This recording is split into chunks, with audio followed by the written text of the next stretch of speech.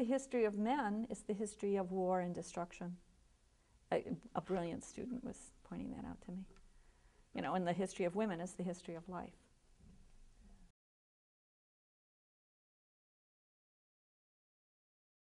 Back to here's the authority.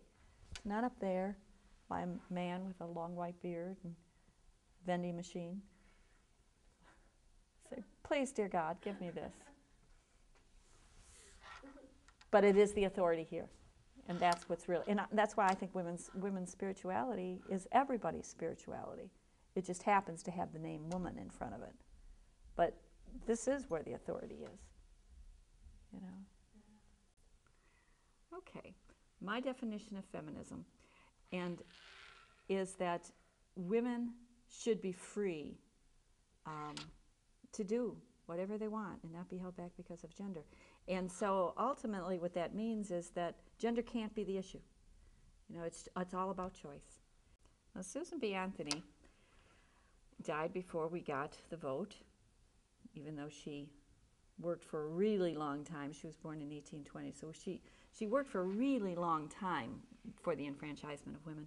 But no woman can call herself free until she can choose consciously whether she will or will not be a mother. We have women in office, as Victoria Woodhull was the first woman to run for office. I now announce myself as candidate for the presidency. For president. I anticipate criticism, but however unfavorable, I trust that my sincerity will not be called into strides that we've made. We stand on the shoulders of giants, basically. And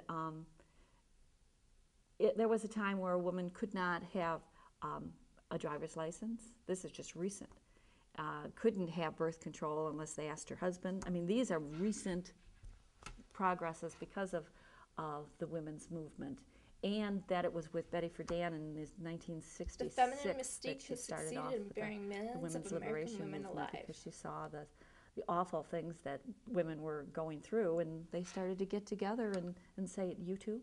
And so it was a consciousness raising. And since that time,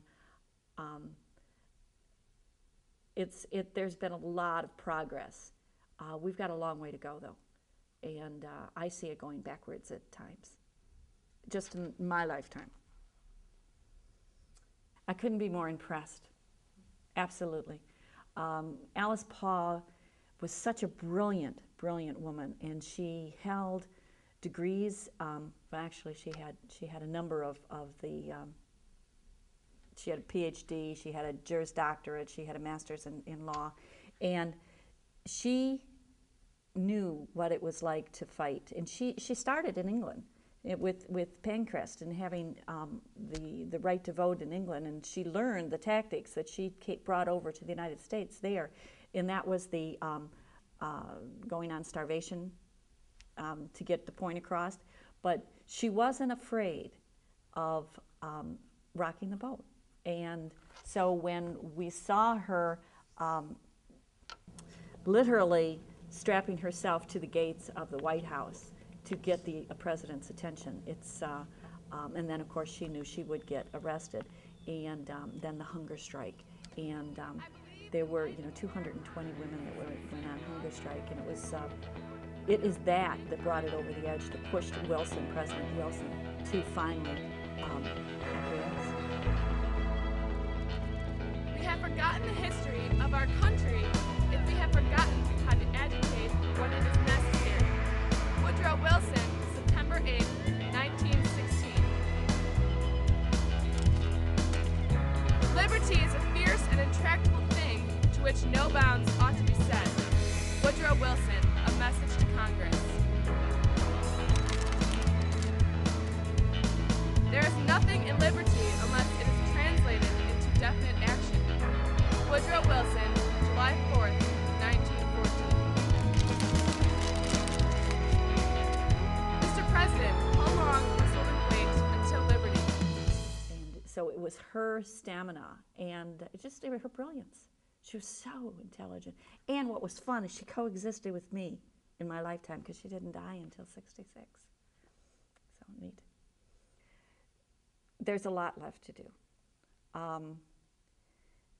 We have to attack the thoughts in our own heads We have to understand and be aware of the restrictions we put on ourselves. We have to name ourselves, our world, and our God. We're not doing that. We're thinking that in order to get ahead, we have to follow this. In order to be happy, I have to have a husband and children and two and a half kids, car, 2 cars in the garage. And that might not be my dream. But if I'm going to do this woman thing right, that would be my dream. And then I'd be standing in the shower not knowing why I was crying. You know, because I didn't explore enough of myself. I didn't name my whole existence. I think it's exciting to move to our dreams, because they were placed on our hearts for a reason, and we were all different for a reason, and because we're not supposed to be the same. We're all here for a special reason.